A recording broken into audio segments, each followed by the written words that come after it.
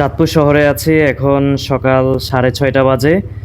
আর চাঁদপুর শহরে আপনাদের সাথে ঘুরবো, আপনাদেরকে দেখাবো। এই মুহূর্তে আছি মিশন রোডের পয়েন্ট থেকে মূলত যাত্রা শুরু করলাম এবং চাঁদপুর রেল স্টেশন পর্যন্ত যাব। তো আপনারা দেখতে থাকুন সকালের পরিবেশ চাঁদপুর শহরে। সকালে আসলে এমনিতেও ভালো লাগে, ওয়েদারটাও খুব চমৎকার থাকে।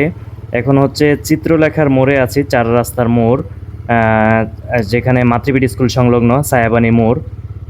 আর এই পয়েন্টটি কিন্তু বিশেষ করে যানবাহনের জন্য অত্যন্ত ঝুঁকিপূর্ণ, যেহেতু চতুর্মুখী রাস্তা।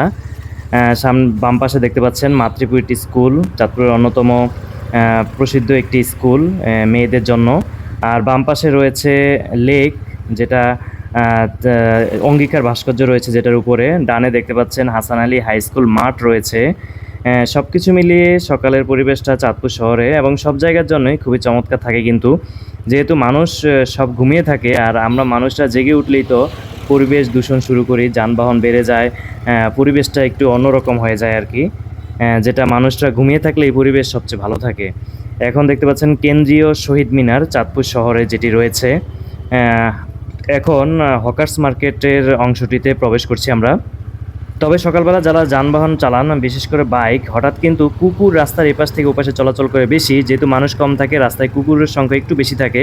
একটু সাবধানতা অবলম্বন করবেন, বিশেষ করে গলির মুখ থেকে হঠাৎ কুকুর বের হয়ে আসে। দোকানপাট সব বন্ধ, হকার্স মার্কেট এবং পাশে অন্যান্য মার্কেটগুলো দেখতে পাচ্ছেন।